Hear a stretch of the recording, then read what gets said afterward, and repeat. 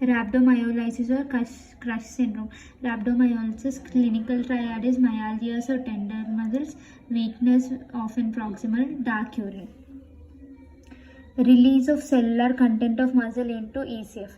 Increase in potassium, hyperkalemia, cardiac arrhythmias, increase in phosphorus, hypophosphatemia, increase of uric acid, hyperuricemia, increase of lactic acid, metabolic acidosis, increase in thromboplastin, DIC, increase of myoglobin, myoglobinuria, increase in creatine or creatine kinase.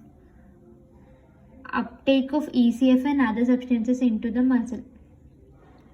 Decrease in ECF, movement of large amount of ECF into muscle induces ECF contraction and swelling of muscle, predisposing to compartment syndrome. Decrease in albumin, hypoalbuminemia. Hypoalbuminemia may occur from leakage of plasma albumin across injured capillaries into muscles.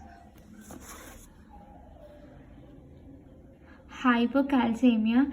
Hyperphosphatemia promotes deposition of calcium phosphate in injured muscle, thereby contributing to hypocalcemia.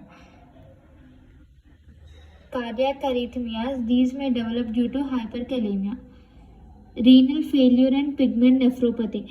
Increased myoglobin, ECF contraction, and systemic acidosis contribute to pigment neuropathy.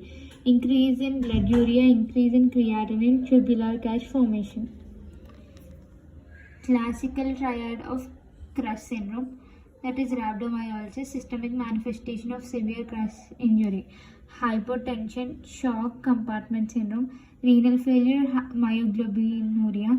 Rhabdomyolysis results in release of myoglobin, potassium, phosphorus, and creatinine into the circulation. Metabolic complication, hyperkalemia, hypocalcemia, hyperphosphatemia, metabolic acidosis.